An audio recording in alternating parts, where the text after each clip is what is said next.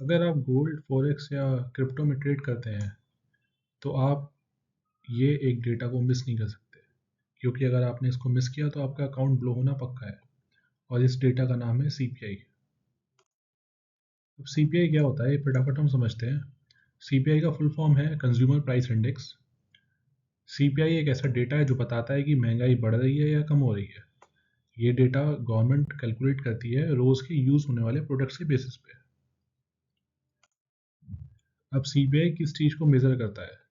CPI major करता है खाने वाले प्रोडक्ट्स को, पेट्रोल फ्यूल के दामों को, रेंट को, पहनने वाले कपड़ों को और डेली हाउस होल्ड के आइटम्स को।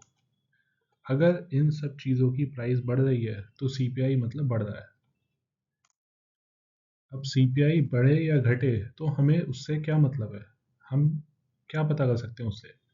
अगर हाई सीपीआई हो रहा है तो इसका मतलब है कि महंगाई ज़्यादा हो रही है, इंटरेस्ट रेट बढ़ने का चांस है। और अगर सीपीआई लो आता है तो मतलब महंगाई कंट्रोल में है, इंटरेस्ट रेट कट का चांस है। अब सीपीआई मार्केट को क्यों हिलाता है? अब हम एज ट्रेडर्स हम देखते हैं कि सीपीआई डेटा जब आता है तो मार्केट में बहुत फ्लक्चुएशन होता है। तो ऐसा क्यों होता है, उसका रीज़न क्या है? अब सीपीआई देख के जो सेंट्रल बैंक्स हैं वो इंटरेस्ट रेट को डिसाइड करती है। अब इंटरेस्ट रेट का डायरेक्ट इम्पैक्ट होता है किस पे? डॉलर पे, गोल्ड पे, स्टॉक मार्केट पे और क्रिप्टो पे। अब इसी वजह से सीपीआई के दिन जो मार्केट है वो फास्ट मूव करता है, उसमें वॉलेटिलिटी आ जाती है बहुत ज़्यादा, क्योंकि उससे डिसाइड होता है कि मार्केट को क्या डायरेक्शन मिलेगी। अब सीपीआई और गोल्ड का क्या रिलेशन है? अब हम एज अ गोल्ड ट्रेडर हमें मतलब है कि सीपीआई से गोल्ड पे क्या फ़र्क पड़ेगा? तो अगर सीपीआई एक्सपेक्टेड से ज़्यादा आता है, अब आप ये जो एक्सपेक्टेड है और एक्चुअल है ये आप फॉरेक्स फैक्ट्री पे जाके चेक कर सकते हैं। जिस दिन सीपीआई आने वाला होता है वहाँ पे आ जाता है कि इस दिन इस टाइम पे सीपीआई आएगा। तो अगर सीपीआई एक्सपेक्टेड से ज़्यादा आया तो मतलब कि क्या हो गया कि डॉलर स्ट्रांग हुआ है। अब अगर डॉलर स्ट्रांग हुआ तो गोल्ड यूजुअली नीचे जाता है। तो अगर सीपीआई एक्सपेक्टेड से ज़्यादा है तो आप देखेंगे कि गोल्ड की कैंडल बनेगी डाउन साइड में। अगर सीपीआई एक्सपेक्टेड से कम आया है तो डॉलर मतलब वीक हो रहा है, और डॉलर वीक हो रहा है तो गोल्ड ऊपर जाएगा।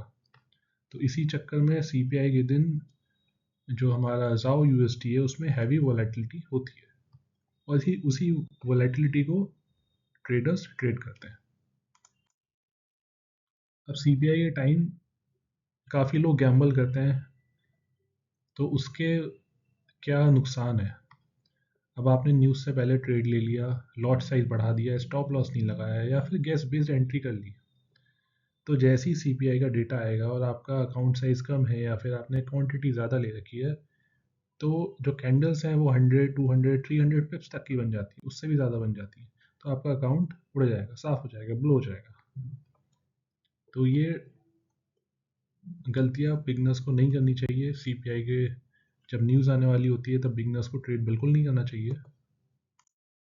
अब स्मार्ट ट्रेडर्स क्या करते हैं, सीपीआई को पहले देखते हैं, रिएक्शन चेक करते हैं कि मार्केट क्या रिएक्शन दे रही है, लिक्विडिटी कहाँ पे पड़ी हुई है मार्केट में वो देखते हैं, वो चेक करते हैं, स्ट्रक्चर के साथ एंट्री लेते हैं। वो न्यूज़ पे ट्रेड प्रिडिक्शन से नहीं, रिएक्शन से होता है। इसका मतलब क्या है कि जैसे कि न्यूज़ आ गई है, अब न्यूज़ के बाद मार्केट सेटल होगा, सेटल होने के बाद वो देखेगा कि कहाँ पे लिक्विडिटी है, लिक्विडिटी से कोई स्विच हो रहा है तो वहाँ से कोई ट्रेड बन रहा है, कोई एंट्री बन रही है तो ली जा सकती है।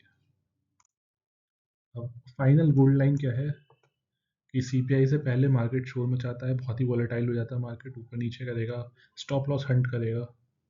और सीपीआई के बाद मार्केट जिस डायरेक्शन में मूव करता है that is a true direction. तो उस मूव में घुसने की कोशिश करनी चाहिए एक सही एंट्री पे। आगे वीडियोस में हम देखेंगे कि हम किस स्ट्रेटजी को फॉलो कर सकते हैं सीपीआई वाले दिन।